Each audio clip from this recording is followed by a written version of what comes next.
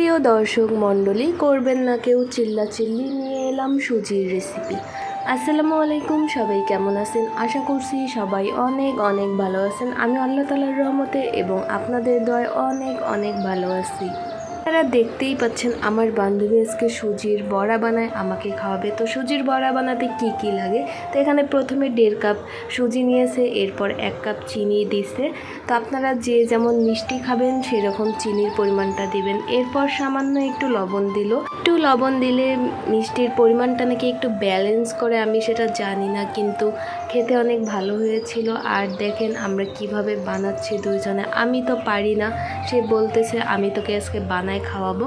তো এরপরে একটা ডিম দিয়ে দিল। আপনারা সুজির পরিমাণ যদি বেশি থাকে তাহলে ডিমের পরিমাণ আপনি আরও বাড়াই দিবেন। যেহেতু আমরা 1.5 কাপ সুজি দিয়েছি, এজন্য একটা ডিম দিলাম। এটা দিয়ে ভালো করে 15 থেকে 20 মিনিটের মতো মাখায় নিতে হবে। এমনভাবে মাখায় নেবেন যেন ডিমটা সম্পূর্ণ সব জায়গায় ছড়ায় যায়। ডিমটা দেওয়ার পর অনেক সুন্দর একটা স্মেল আসতেছিল। আমি ভাবতেছিলাম এই মেয়েটা এত কাজ কিভাবে পারে, আমি শুধু তো বসে বসে খাই, সে বানায় বানায় আমাকে দেয়, আমি খাই, আমাকে কোনো কাজ করতে দেয় না। আপনারা দেখতেই পাচ্ছেন এটা কিন্তু অনেক সুন্দর করে মাখায় নিচ্ছে। তো মাখানো শেষ হলে একটু পরে এটা রেখে দিবে। এরপর কিন্তু আরও একটা উপকরণ দেওয়া আমাদের বাকি আছে, এটা ময়দা। আপনাদের ময়দা অ্যাড করতে হবে, 1/2 কাপ পরিমাণ ময়দা দিবেন, তাহলে কিন্তু খেতে আরও অনেক ভালো লাগবে। ময়দাটা দেওয়ার পর আরও অনেক সুন্দর করে মাখায় নিতে হবে। আপনারা কারা কারা সুজির বড়া খেয়েছেন কমেন্টস করে জানাবেন। আমি এটা প্রথম খেয়েছি, এর আগে কখনো খাইনি, তবে খেতে অনেক ভালো লাগতেছিল। আর ময়দাটা দেওয়ার পর আপনারা ভালো করে মেখে নেবেন। মেখে নেওয়ার পর 15 থেকে 20 মিনিট রেখে দিবেন। এটা কিন্তু অনেক সুন্দর হয়েছে আর খেতেও অনেক ভালো লাগতেছিল।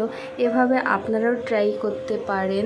বড়াটা যখন ভাজবেন আপনারা চুলার জালটা একটু কমায় দিবেন। সন্ধ্যা হলে মজার মজার খাবার খেতে কার না ইচ্ছা করে, আমার তো অনেক অনেক ভালো লাগে ভাজা পোড়া খেতে। এখানে ডোটা অনেক সুন্দর হয়েছে, আপনারা চাইলে ট্রাই করতে পারেন। আর রেসিপি শেয়ার করতে পারেন কমেন্ট বক্সে। করে আমার একটা অভ্যাস হয়ে গেছে, আর যখন যেই জিনিসটা চোখের সামনে আসে আমি সেই জিনিসটা ভিডিও করি। তো ভাজাভাজি আমাদের কমপ্লিট, খাওয়াও শেষের দিকে। হ্যাঁ, আর একটা কথা, আপনারা আবার কেউ নজর দিয়েন না। সবাই ভালো থাকবেন, সুস্থ থাকবেন। আল্লাহ হাফেজ।